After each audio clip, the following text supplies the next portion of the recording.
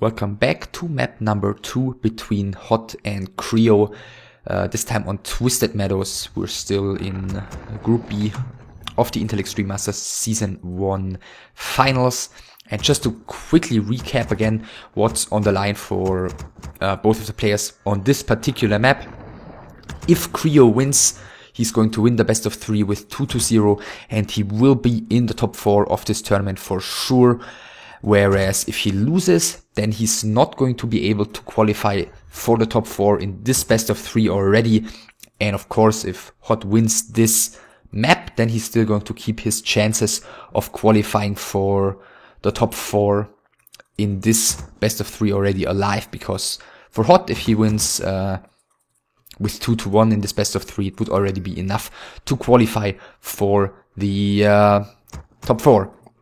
So Creo in the top right corner, Altar first, and no Ancients of War yet, so Huntress build by him probably. Let's see what hero he chooses to go for. Priestess of the Moon by Hot, so by Creo. So like we've seen him play before, I think like we've seen him play on Twisted Meadows in every single Night Death Mirror in the entire tournament so far.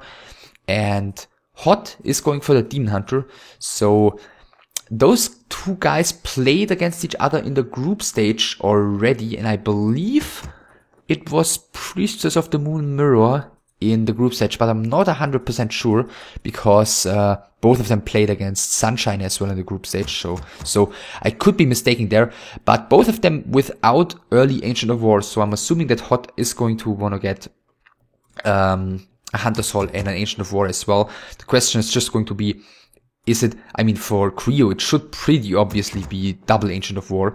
But for Hot, with the Demon Hunter, the question is going to be, is it going to be one Ancient of War? Or is he going to go into mass hunts as well? Demon Hunter is out, Priestess of the Moon is out. And let's see, double Ancient of War. Yeah, those two are Ancients of War. For Creo, as to be expected, just given that he built the Priestess of the Moon. Demon Hunter, by the way, didn't skill anything yet, doesn't want to use any mana burn early on here, just to have his Moonjuice be as valuable as it possibly can, given that using it for mana costs 4 times as much as using it for HP. Creo with a second Moonveil, of course, as well. And Hot with double Ancient of War, one inside of his base, one in front of the Goblin Laboratory. Rather risky, I feel like, because, you know, it's pretty close to Creo's main, and it should be pretty hard to make use of this Ancient of War's position anytime soon, because Creo is going to have a lot of map presence with the large number of hunts he's going to have early on. Of course, we are about to find out whether Creo is going for his, you know, style for the same style again with taking and getting glaive throwers and stuff, or if he's gonna stay on tier 2 for a longer period of time. Of course, Demon Hunter first, much more vulnerable to basically tier 1 pressure early on compared to Priestess of the Moon as well, which is basically better if you want to simplify it in terms of taking those fights basically early on with the big Huntress against Huntress armies. Goddess, light my path. So we'll see, actually Hot is the one taking rather quickly here with the Demon Hunter, despite having double Ancient of War. Creo, by the way, has not scouted this one yet. In the meantime, a little bit of skirmish going on here, but you know, nothing too relevant should be happening at the moment, so therefore I'm going a little bit more into strategy here, because yeah, they're fighting about the level 1 creep, which provides tiny bits of XP. But I guess the strategies here are going to be more likely to decide the game than who's getting the kill on the level 1 creeps. So Demon Hunter of Hot still without any XP. Creo gathered the first bunch. Still no sign of the Ancient of War uprooting anytime soon. 4 hunts against 2 at the moment, but oh, actually no more are about to join the army.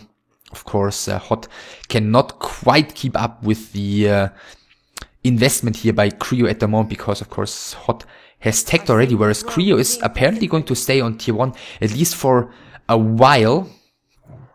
At least for now, whereas now he sees, or he has seen, that Hot is on his way to tier 2 already, and he's soon going to get there.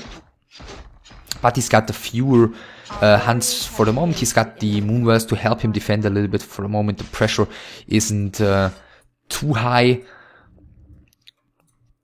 But of course that could change at any second. 40 supply for Creo, 32 for Hot, who's investing into more hunts right now. Of course he needs to somewhat keep up, at least to not just get overrun by Creo.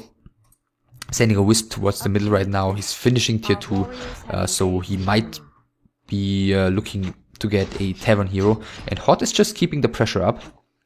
And he's bringing Wisps right now, and one Glaive Thrower already. Second one is being produced, so he's not going for a long game here.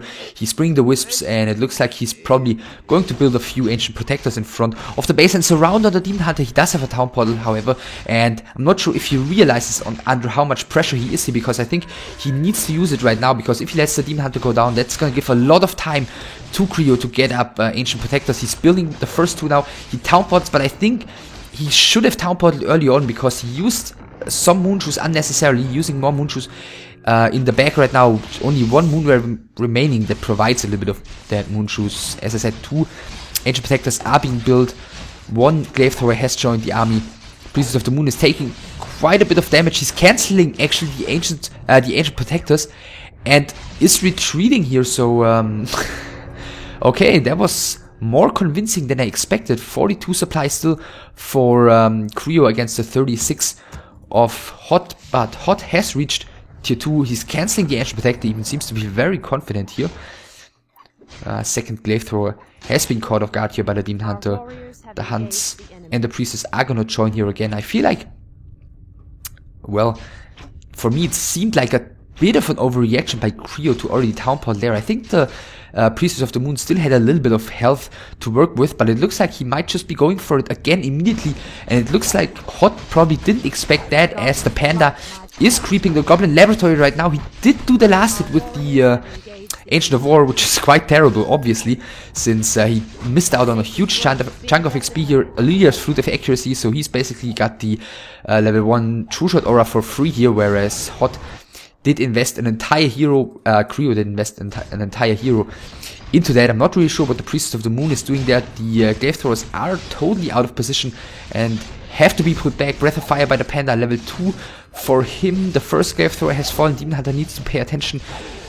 First Hunt has fallen as well. First Hunt of Hot is about to fall. Level 2 for the Priestess in the meantime. The Moonwells are entirely empty though for Hot, so he's not gonna have any way of replenish his health, and he has lost all of his hunts here, really suffering from the aftermath of creeping up there and not finishing the Ancient Protector. The Demon Hunter is basically dead. The Ancient Protector is being rebuilt right now. The Panda is almost dead as well, using the last bit of Moonshoes here, but it's 27 supply against 43 with a Zapper by Hot coming in here. Is he going to get... No, he's not going to get anything killed with that Zapper. And Hot has left the game here. Creo winning in, quite a bizarre game in which he chose to go for the big push on tier 1 with Hunt's Glaives, Ancient Protectors, and Hot, Hot overreacting to his defense, I guess. Feeling too safe after forcing the Town Portal off of Creo. Creo, he Town Portaled there. What he achieved at the first push was to empty Hot's Moonwells entirely. Hot, despite having tier 2, didn't get any lores or any tier 2 buildings up. So he basically had tier 2, but he had fewer Huntresses. He had empty Moonwells, as I said. He took a bit of damage creeping. He mispositioned himself while creeping. And he cancelled that Ancient Protector. So basically, he was, he had less defense than he had at the first push, even though, he delayed his opponent because he didn't get any additional defense up. And, as I said, like 12 times already, his Moonwells were empty at the second time. And, therefore, it may have been the right decision by Hot, even, by Creo, to go back for a moment and use his Moonshoes, even though it looked very weird. But as I said, it was the right decision. Creo wins 2-0 here, and therefore he is moving on into the top 4. It's still going to be the question of who's going to end up on rank 1, which will be decided on playday 3 of this group, and of course who will join Creo in the top 4 of the tournament. It will either be Hot or Deadman, and as I said, we'll find out about that. But next up is going to be the decisions in Group A again. First match will be between LilyC and Grubby, and the second and final match of Group A will be between Fire and Todd. I hope you're looking forward to that. I hope you enjoyed this one. And as always, thumbs up, subscribe, comment, and tune in next time.